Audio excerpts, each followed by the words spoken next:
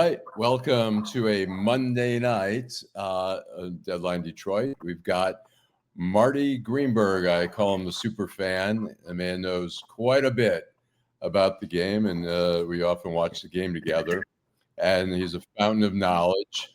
And so I thought we'd talk about the Lions, their performance yesterday, and what we have to do to look forward. Welcome, Marty. Thank you for having me as usual, Al. Always fun. All right. So yesterday was a little bit of a disheartening. I would say it wasn't as bad as the very first game against Green Bay, but came pretty close. Only because the first game against Green Bay, we didn't know if they even had a team that was worthy of anything. And then we saw as the season progressed, they were pretty darn good. But yesterday, what do you make of what happened yesterday? Well, what's concerning is that they've played. They're 5-3. They've played 8 games.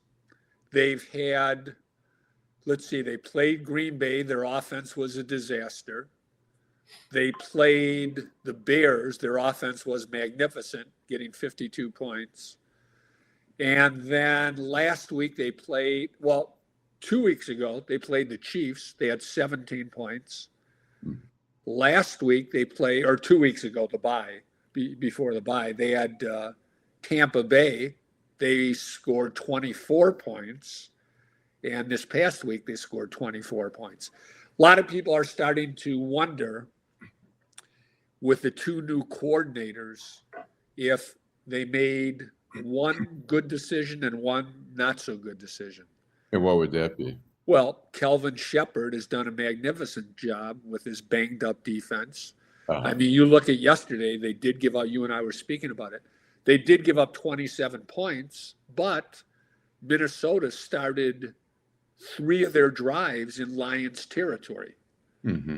So in today's NFL, you're already almost in field goal range the minute they have the ball.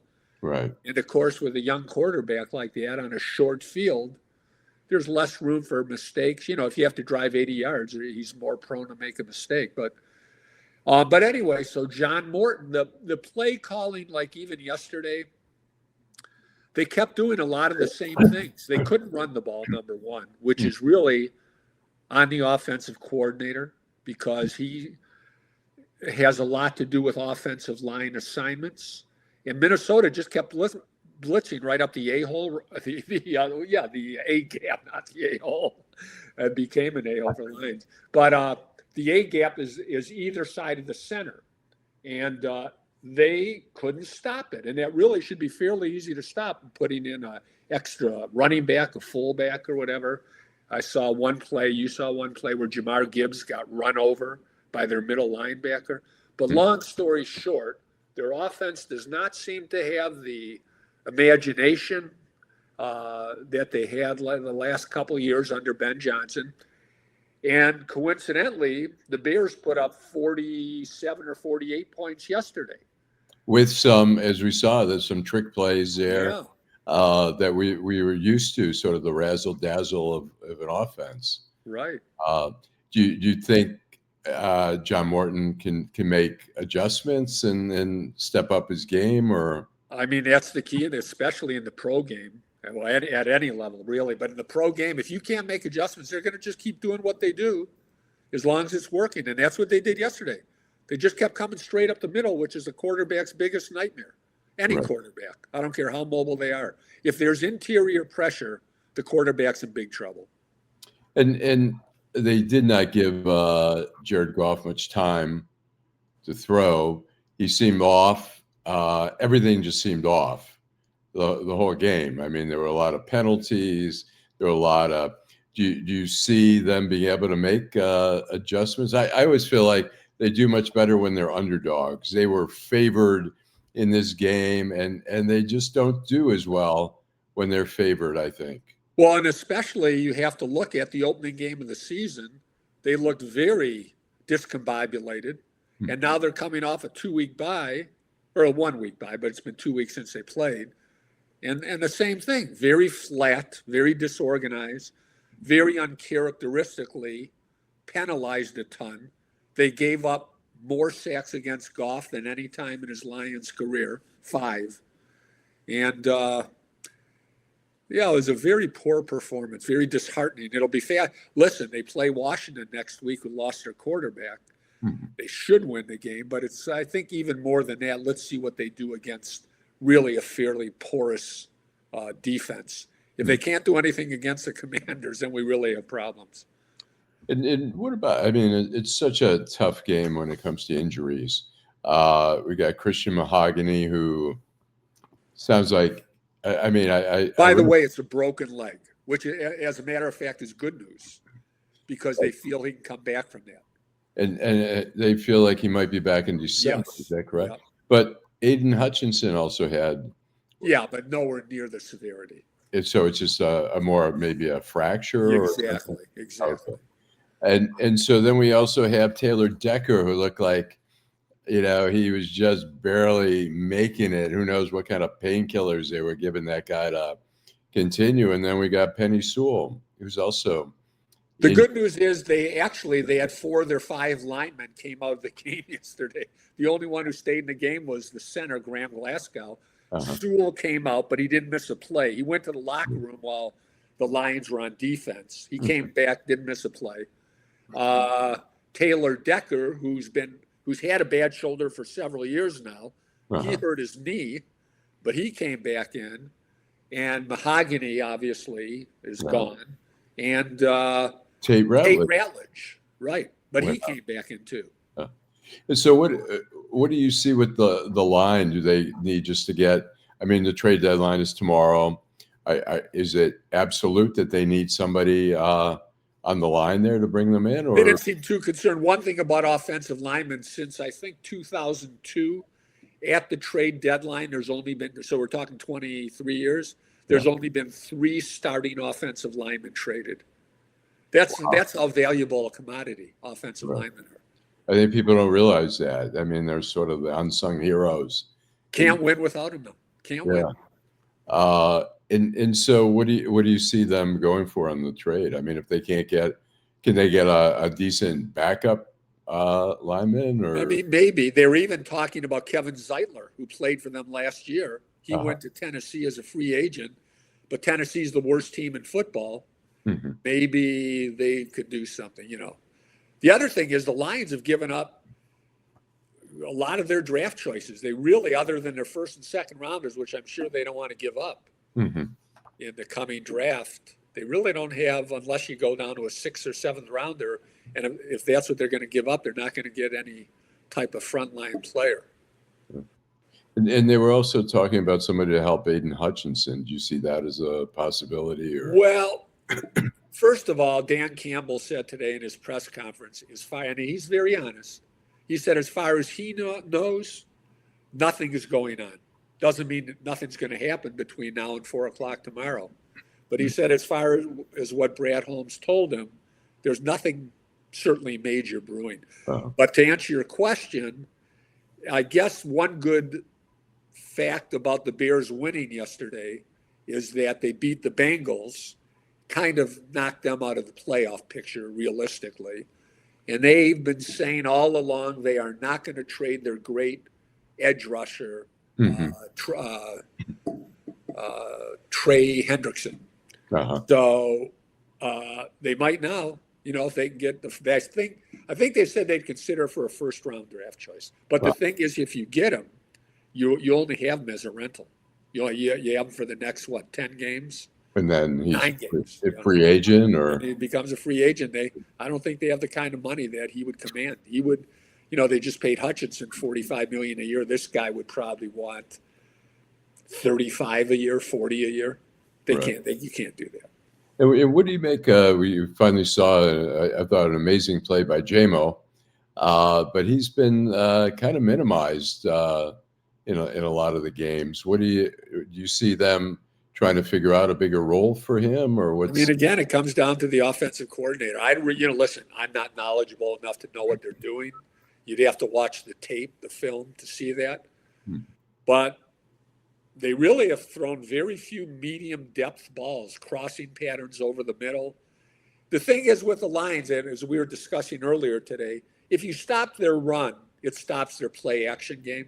Play action being where the quarterback fakes the ball, the running back. That brings up the linebackers towards the line. It opens up the middle of the field. But if you're not running the ball, you can't do that.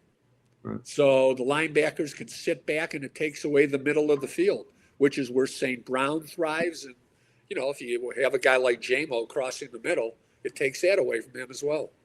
And do you think that was happening with St. Brown yesterday? Because he was sort of limited, or were they doubling up on him, or what was? Again, I don't know. I didn't see the film, but I don't know. I don't know. You'd have to watch the film or ask the coaches. And as far as the run game, I mean, you put that all on really the linemen not opening up. Yeah, I mean, that's scheme. Scheme is if you see something's not working, you have to dial something up that will work.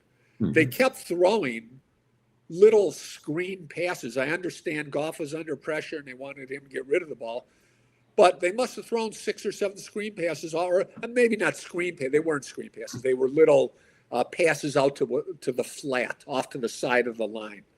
They just weren't working. Minnesota, their cornerbacks and safeties came right up. I don't think they had a play go for more than, they might have had one 10-yard play. Other than that, it just didn't work.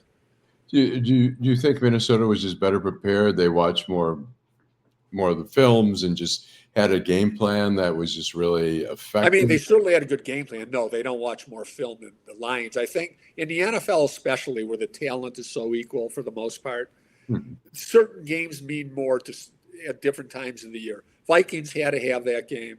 The Lions were flat coming off a bye. The Vikings knew if they didn't win that game that their season might have been close to being over. And now the league is really crunched together here. I mean, Green Bay lost yesterday, but they're still a half a game up. The Lions are now tied with Chicago. Yeah, and Minnesota's only one game back. Yeah, Minnesota's only one game behind, so it's a pretty tight league. Do you see, I know it's hard to predict, do you see the Lions are still having a chance to be Oh, absolutely. Listen, they're still one of the top 3 or 4 most talented teams in football. I think the issue right now is fixing that offense. The defense has been very good. Yeah. Very good. So you need to get that offense rolling again. And do we have anyone on the practice squad or something for the No, Lions? again, I don't think that's the issue. Al, you know as well as I do, their position players are as good as any in football. Right. The question is really scheme, in other words, dialing up plays that this offense can succeed with. And the other order of business is protecting your quarterback, which if you don't protect Jared Goff, you're in trouble for many reasons. He's not the type of guy with escapability. Not to mention, if he's getting beat up like he was yesterday, he's not going to last the season. And do you think, I imagine Dan Morton and Dan Campbell. John Morton, I'm sorry. And Dan Campbell had a hearty discussion today or probably later in the week where they're really going to have to get there. I mean, you would think so. Listen, if you remember, they had, in Dan Campbell's first year, they had the former LA Charger coach, his name escapes me, but he was our offensive coordinator after he was fired as the Chargers head coach. And he lost his job. Dan Campbell fired him, and he took over play calling. And at the time, Dan Campbell still had his meathead reputation. And people are going, what, he's calling plays? When in fact, even under Ben Johnson, Dan Campbell is the brains behind that play calling. He tells these guys, here's what I want you to do, and they take it and run with it. But if John Morton, believe me, I don't think Dan Campbell is shy. If he feels John Morton isn't doing the job, he can take over play calling.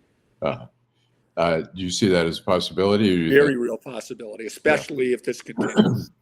Yep.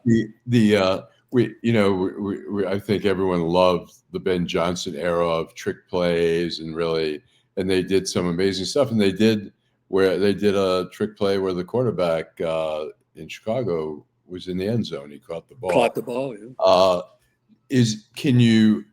Like yesterday, was it impossible to do trick plays because of the limited time they had, or could they have pulled off some trick plays, you think? I mean, I just think that trick plays are trick plays because they're done so infrequently. I think teams are on the lookout for those type of plays from the Lions, but The bottom line is I don't think that's their problem. The problem is getting this offense running the way it should. And they could. It's a long season. Look at the Chiefs are 5-4. They're a very good, if not an excellent team. Mm-hmm. It's a tough league. And coaching, maybe more than any other sport, is key to making a team successful. It seems to me there's a lot more equity in the league this year in terms of wins and losses, that there's no one team that's like really that you can pick out and say, absolutely. I mean, Kansas City still looks really good. Buffalo looks really good. The Lions have looked good up until yesterday. Is there just, do you see that there's just more equity there? That, I mean, well, the NFL calls it losing. The NFL calls it parity, and that's their dream. If the NFL had their way, every team would be 9-8. Used to be 8-8, but now they play an odd number of games. But you're right. There's probably 10 teams that could win the Super Bowl or get to the Super Bowl. Mm-hmm. Amazingly, well, maybe not amazingly, but ESPN came out today, and they are now saying the Rams are favored to win the Super Bowl with 35-year-old Matt Stafford. Wow, that's interesting. Who's having a career year, by the way. Right. Let's do a little, since it's election time, I want to remind people, I'm going to play a little election commercial, and we'll be right back. Hello, Detroit. This is Deputy City Clerk Andre Gilbert, reminding you that early voting begins Saturday, October 25th, and runs through Sunday, November 2nd. You can cast your ballot at one of our 9 early vote centers from 9 a.m. to 5 p.m. In this general election, we will elect the mayor, city council, city clerk, and other city officials who will shape our future. To find the location nearest to you or to learn more, visit us at detroitmi.gov/elections or call us at 313-876-0190. I'd like to personally invite you to our Party at the Polls block party on Saturday, October 25th from 9 a.m. to... All righty. Well, we know the election is tomorrow, Tuesday, the final day, and polls, I think, open at 7 a.m. and they're open till 8 p.m. So in Detroit, we've got a big election here. I don't know how close it's going to be, but we shall see. So the prognosis, next week they play Washington in Washington. We expected the Lions were favored in the Vikings game, and they just got their asses kicked, really. Even though the score was fairly close. No, they did. Minnesota physically beat them up. They were dominated in the same way that we saw Green Bay the first game of the season, where it was just mind-boggling. I always worry when the Lions go in as the favorites. I assume they'll still go in as a favorite against They Washington. should be a very big favorite. I'm guessing they'll be an 8 to 10 point favorite. I could be wrong. I didn't look at the line, but I would say it's going to be 7 or 8 points because it's on the road. But don't forget, too, that the Commanders lost their starting quarterback, Jake Daniels. Their coach, Dan Quinn, apologized at his press conference today that he made a mistake leaving him in the game. Yeah. What do you make yesterday, the first drive, the Lions looked like they were going to blow it out. They didn't have the ball for that long. They just drove up the field and they, scored a touchdown. And I think at that point, everyone thought, wow, they're just going to blow this team away. And then after that, they sort of fell apart. Do you think Minnesota made adjustments, or that they just lost their mojo? Detroit lost its mojo, or both? Well, in the NFL and probably in college as well, the first drive is what's called scripted.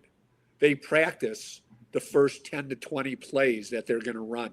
Mm-hmm. So they're very well practiced on those plays, and they are able to execute them much better. That's why I always say a lot of times a team will come out on the first drive and you'll go, oh my God, this team looks unstoppable. And then the rest of the game, not much happens. Because, good coaching will adjust. And it becomes a whole different game after that first drive. It seems like, as you say, through the whole game, Minnesota was just blitzing and just pulverizing the team, and it seemed like I think we thought, okay, halftime they'll readjust, and it didn't seem like they made any real adjustments there. And I No, don't they know. didn't. They didn't. They kept running the same play the whole game. The linebacker again through the A gaps. Yeah. And what do you make of it? Was that just bad coaching? It's the offensive coordinator. He's got to come up with better protections. Part of his job is just not calling plays, but designing protections to keep his quarterback healthy. Right. And what do you see as we saw Tesla in there for a little bit? I don't remember if he even. Well, St. Brown came out for a little, so they put him in. And I can't remember if he caught, if they. No, they didn't throw. He didn't have any targets. Didn't pass. And why do you think that is? Either I don't know. Again, you have to look at the film. Either he wasn't open, the game didn't call for him to be passed to at that time. So yeah, tough to say if you don't look at the film. But he's a rookie. Wide receiver is probably one of the toughest. Wide receiver and cornerback are probably wide receiver, cornerback, and quarterback are the three toughest positions for a young player to learn. It typically takes 2 or 3 years. Wow. And so with the trade deadline tomorrow, you don't have big expectations for any. I mean, I hope so. I hope I wake up and I'm very excited. But I mean, the biggest hope would be Cincinnati. I would say Trey Hendrickson would be the biggest get. I think they do need maybe a backup offensive lineman. Dan Campbell today, one thing about Brad Holmes and Dan Campbell, I don't know if they're just stubborn. They're almost acting like Scott Harris. They're liable to come under the same criticism of trying to be the smartest guy in the room, as Scott Harris has had that criticism. They're very fond of saying we're good with the players they have. And I think Brad Holmes does not like giving up draft choices. That's his expertise. Okay. Like Scott Harris didn't want to give up much, and they ended up, he came under some criticism. Although I think some of the criticism waned a little bit when the Tigers went further than anyone expected into the second round to the last game. Yeah, actually the same as last year, right? They ended up the same as last year. Right. And it just seems like at some point you just gotta shove all your money in the middle of the pot. And well, you know what? Just to turning to baseball for a second, you had 2 guys declare free agency today. Alex Bregman, who they were so close to getting. I have a feeling they're going to get him this year. And also Toronto's great shortstop, Bo Bichette. Okay. So I think he had near 20 home runs, 94 RBIs, and hit .313. I mean, if you put him on that left side of the infield, it would be dramatic. It would dramatically help the Tigers lineup. Wow. And be great to see some it was too painful to see all the strikeouts this year. I know. But so are you optimistic that the Lions will make the right adjustments? And I have to say, honestly, I'm a very optimistic guy usually, but I don't know. I mean, goes back to what you said. Is John Morton going to lose his play calling? I think he might have one more game to prove himself because they're not going to put up with this. Yeah. And I don't know. We all are going to have to find out. And so we have still half a season left. What would happen in a situation like that where Dan Campbell would just take over the play calling? I mean, he's as, if not more, versed on all the play. He's the guy. When they sit down at the beginning of the year, when he interviews someone, he will say, "Listen, John, this is what I want, and I want you to implement it." Right. So he's as well versed as or more than John Morton. All right. He'll just take the mic and send the calls into Goff. Right.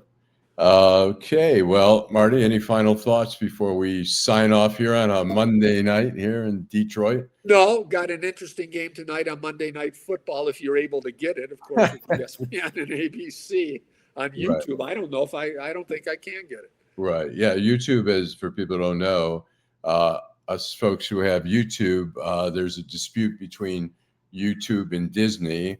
And Disney, they haven't worked on arrangements, so people who have YouTube are currently without ESPN and ABC, of which the two stations which air Monday Night Football.